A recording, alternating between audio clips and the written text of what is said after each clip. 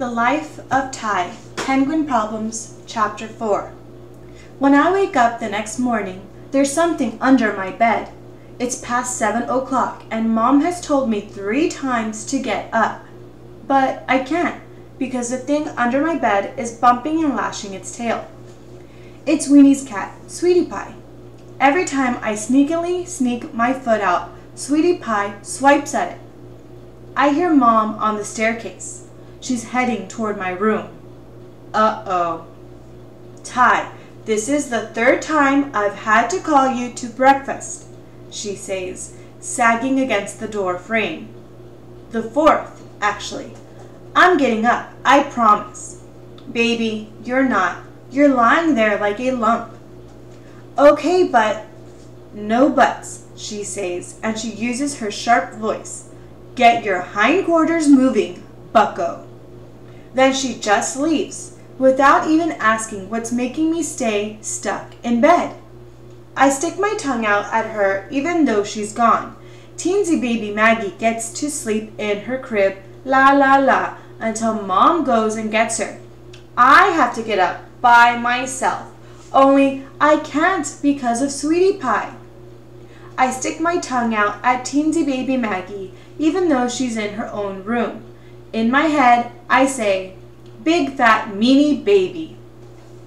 It cheers me up, so I say it outside my head, but quietly. Poop on you, you big fat meanie baby. Anyway, cribs are stupid. They're like cages, and if Price came over and climbed into Maggie's crib, he'd get his head stuck between the bars for sure. I imagine Price in Maggie's crib. I imagine his head sticking out between the wooden bars, and I giggle my man giggle. My man giggle is awesome. I use my stomach muscles to push it out. Heh heh heh. And Weenie says it makes me sound like an evil criminal. Then I remember that I still don't know how to get out of bed because of Sweetie Pie, and being scared of a cat makes me feel like a scaredy cat. It dries up all my man giggles. I'm not usually scared of Sweetie Pie. When she sits on my lap, I pat her and say, good Sweetie Pie. Then Weenie pats me and says, good Ty for petting my good cat. Hey, that gives me an idea. Sweetie Pie is Weenie's sometimes good, sometimes sneaky clawed cat. So I use a whispery yell to call out, Weenie! What? Weenie calls back, I need you. Why? I just do. She growls, loud enough for me to hear, but she comes to my room. Yes? Sweetie Pie's under my bed. So? If I put my foot out, she'll eat it. She will not. She might. Then stand up and jump off so she can't reach you. What if she's in a pouncing mood? Winnie puts her hands on her hips. Ty, you're acting babyish. Just get out of bed. My ribs go whoop, like someone tied a rope around them and pulled it tight. Never mind, I say. You can leave now. She does. Sweetie Pie meows. It's my pee that finally gets me. I hold it until I can't anymore, until I almost explode, which would be awesome but messy. Tinkle sprinkles everywhere. Ah! I lean over my bed and say, Sweetie Pie, out! Her eyes gleam. I jerk back. What am I going to do? There's no point calling for Sandra. She'd say, deal with it yourself. You're a big guy. And Dad's already left for work. So what do I do? If I had a broom, I would jab her out. If I had an eagle, the eagle would swoop down and grab her and fly off into the distance. Bye-bye, Sweetie Pie. Only that would be sad because the eagle would eat her. Anyway, I don't have an eagle. I do have eagle eyes though. Mom's always telling me that.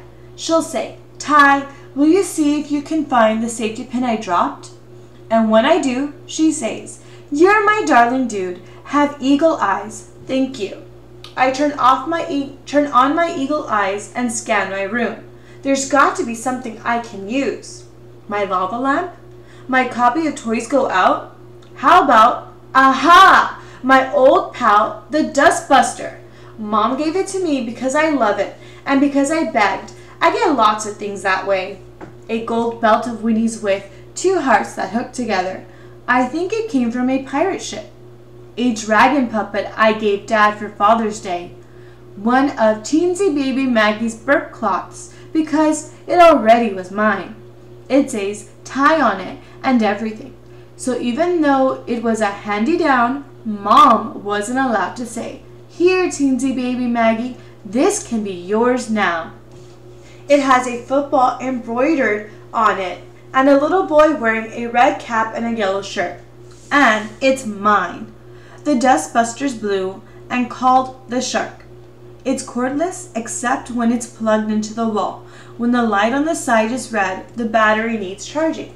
When the light is green, Sharky is ready to suck up anything in its way.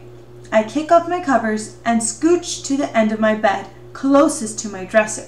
That's where Sharky lives, plugged into an outlet in the wall. He's charged up. Light is green. Yes. I think for a bit, and then I wrap my hand in my sheet. I lean off my bed and stretch over to the ocean of carpet, and I almost fall, but I don't. I grab Sharky and sit back on my bed. I yank the cord out of its bottom, and when it falls to the ground, a black and white paw snakes out and snags it. I think, too bad for you, sweetie pie, because the cord is just a cord. Sharky is, on the other hand, knows how to roar. I aim Sharky under the bed and slide the power button on. Roar! Sweetie Pie yells and dashes out. Her fur goes spiky like Tom's from Tom and Jerry, and her ears pull back. I hop out of bed and chase her, jutting Sharky in front of me. Hi-ya! I cry. Hi-ya! Hi-ya! Mom yells something. What? I yell back. Sandra from her bedroom yells something. What? Winnie storms into my room. Ty, she says angrily. She snatches Sharky out of my hand and switches off the power. The roar dies down. Now I hear what all the yelling was about because someone else is yelling too. Someone who isn't Mom or Sandra. Except, actually, the someone isn't yelling so much as making really high fire engine siren sounds. I suck in a big uh-oh breath. Great, Ty, Winnie says. You woke up Maggie. That's just great. She spins around to go to get her and passes right by Sandra, who stomps into my room and glares. Sandra is pretty like a princess, but not right now. God, Ty, she says. What is wrong with you? More stomping sounds come from the staircase. Double, triple, uh-oh. Mom sticks her head into my room. Her mouth is a magic marker slash. Ty, I asked you to do one thing, she says in a voice even worse than her sharp voice. I asked you to please be quiet. I take a step backward and almost stumble. She doesn't care, she says. And so you turned on the dustbuster and screamed like a banshee? I didn't. Don't, she says. And not like a monster. Like a monster. Just go, Ty. Go downstairs and fix yourself a bowl of Cheerios. My blood does a weird thing in my head, like bum bum bum. Moms aren't supposed to say, just go. Winnie returns with teensy baby Maggie, who's wailing. Mom takes her and holds her close and pats her back. And since looking at Mom is scary, I look at teensy baby Maggie's bald head. She's not bald everywhere, just in one round spot.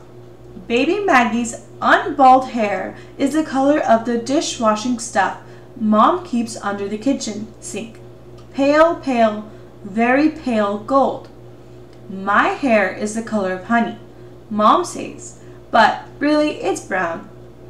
I am going to try to rock Maggie back to sleep, Mom says. I got 3 hours of sleep last night, and if I don't get a nap, there is a good chance I'll have to check myself into a mental institution. No one speaks. Sandra Can I count on you to get everyone to school on time? Yes, of course. All right, fine. Then I'll see you all when you get home. She turns to go. Wait, I say. She turns back.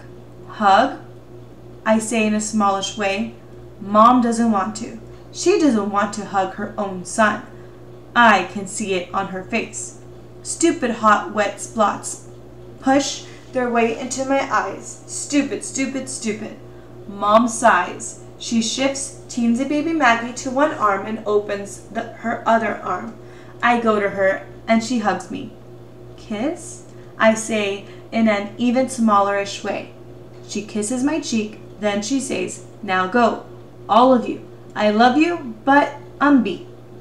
Mom shuffles out of my room and teensy baby Maggie, big fat meanie baby, gazes at me over Mom's shoulder. Her head bobs as Mom walks and her eyes are wide. She's like surprised. But I think she's faking. I think she likes hogging Mom all to herself.